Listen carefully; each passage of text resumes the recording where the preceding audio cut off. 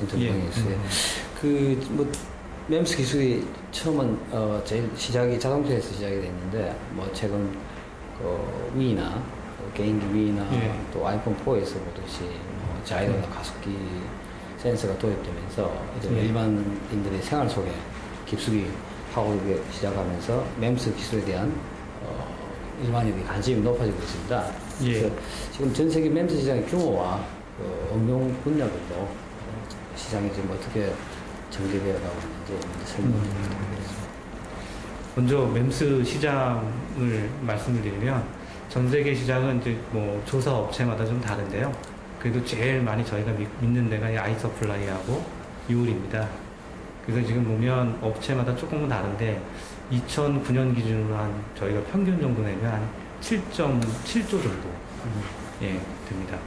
그리고 이제 지금 말씀하신 것처럼 최근에 그 닌텐도 위나 그다음에 핸드폰에 이제 그 가속 센서가 들어가서 많이 이제 관심을 갖게 됐고요. 그리고 이제 뭐 전통적으로 그 압력 센서, 그다음에 이제 그 HP에서 그 잉크젯 헤드 그런 쪽이 상당한 정통적인 거고요. 그래서 최근에 이제 사람들이 많이 관심 있는 부분 중에 하나가 그 바이오 쪽, 그리고 이제 지자기 센서 그런 쪽으로 이제 어플리케이션이 많이 다양해졌고요. 그리고 이제 국내 산업은 아직은 좀 미미합니다. 국내 산업은 저희가 그 멤스 기술 연구조합에 작년도에 이제 의뢰를 했는데 약 시장이 한 그 6,700억 정도 되고요. 그리고 이제 지금 저희 쪽에 관심 있는 분야는 파운더리 서비스 분야인데 국내 멤스 파운더리 시장은 아직 미미한데 한 270억 정도가 됩니다. 네. 국내 시장 6,700억이라고 말씀하시는데 주로 많이 사용되는 분야 혹은 뭐 가장 많이 사용되는 분야가 어떤 분야예요? 그 이제 제가 이게 조사하는 거를 봤을 때 가장 많이 이제 국내 시장은 다 수입입니다, 사실은. 90% 이상이 수입이라고 보시면 되고요. 그리고 이제 어플리케이션으로는 뭐 핸드폰에, 그러니까 국내에서 핸드폰을 상당히 많이 만들지 않습니까? 제가 알기로 1년에 한 1억, 12억 대 정도 만들고 있거든요. 그러면은 이제 스마트폰에 말씀드린 것처럼 여러 가지 센서가 들어가는데 그 중에서 이제 가속 센서, 그 다음에 이제 자이로 센서, 지자기 센서 이런 것들이 들어가는데 결론적으로 말씀드리면 다 수입한다고 보고 있고요. 그게 지금 전 세계 이제 핸드폰 생산 대수가 뭐 대충 전 세계 시장이 12억 대 정도 되고요. 그 다음에 이제 그 중에서 저희가 한 마켓시어가 한 30% 되지 않을까 이렇게 생각하고 그렇다면 뭐 30%라고 하면 뭐 한 3억 대 정도 되지 않고 3, 4억 대 되는 거니까. 보통 핸드폰 한 대에 뭐 자이로가 들어갈 때도 있고 그다음 가속 센서가 동시에 들어갈 때도 있고 한 개, 내지 두 개. 그다음에 앞으로 이제 그 압력 센서도 들어갈 겁니다. 왜냐하면은 핸드폰이 몇 층에서 전화하는지 모르니까 뭐 1층에서 하는지 아니면 10층에서 하는지 그런 거 알아보기 위해서는 알기 위해서는 이제 핸드폰에 압력 센서도 들어갈 겁니다. 그 해외에 있는 어떤 멤스 업체들에게는 한국 시장이 응용 시장별로 보면 가장 아주 군침이 도는 어떤 그런 큰 시장이. 그렇죠. 지금 ST마이크로나 보쉬가 이제 거의 대부분 차지하고 있는데요. 뭐 저희 나라에서는 큰 시장이죠. 저희 나라가. 저희도 이제 어차피 뭐 어떤 저희가 이제 핸드폰 세계 시장의 3분의 1을 차지하고 있다는 어떤 시장적인 배경이기 때문에 이런 어떤 국내에서 형성되고 있는 응용 시장을 바탕으로 멤스 산업이 좀 더 한 걸음 더 도약해서 향후 차세대 이제 또 수출 성장 엔진으로 동력으로 발전할 수 있는 시장의 환경은 됐다고 보는데 어떻게 생각하십니까? 저도 지금 그러니까 아시겠지만은 국내에서 G7 가제부터 시작해서 한 10년 이상 이제 센서를 했고요. 그동안은 크게 보면은 제가 보기에는 어떤 태동기적인 그런 연구 단계에서 그다음에 이제 저희 센터가 생긴 이유 중에 하나가 그런 인프라를 구축하면 나중에 이제 그걸 가지고 여러 기업들이 저희 센터를 이용해서 말씀하신 것처럼 어떤 제품을 만들어야 되는 단계고요. 그래서 저희 센터가 작년도에 장비 구축이 다 완료가 됐습니다. 그러면 이제 그걸 가지고 이제 한 보통 제품 개발하는데 한 2년에서 3년, 뭐 길게는 한 5년, 10년도 걸리는데 어떤 인프라가 구축이 됐고 저희가 얘기하는 플랫폼이 구축이 된 상태에서는 개발 기간이 상당히 단축이 될 것 같고요. 그리고 이제 그걸 가지고 이제 시장에 우리 기업들이 나아가면 상당한 짧은 기간 안에 그 국내 시장을 멤스 시장도 국내 시장이 형성되지 않을까 이렇게 사료됩니다. 국내는 지금 멤스 외국계 기업 외에 국내 순수 토종 기업들은 지금 몇 개 정도? 그러니까 그 멤스보다는 이제 센서 시장이 좀 국내는 컸고요. 네. 그다음에 국내 멤스를 뭐 한다는 데는 좀 있었습니다. 근데 많지는 않았고요. 그래서 그 한 10개 정도로 보면 되고요. 그다음에 이제 그 2000년대 초반부터 2000년대 한 중반까지 좀 있다가 그 기업들이 많았었는데 이제 그동안 일부 기업은 이제 문을 닫고요.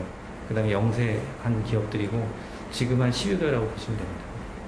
이 기업들도 모두 이제 그 시장은 핸드폰 시장으로 보면 됩니까? 그러면 그 처음에는 멤스가 국내에서는요.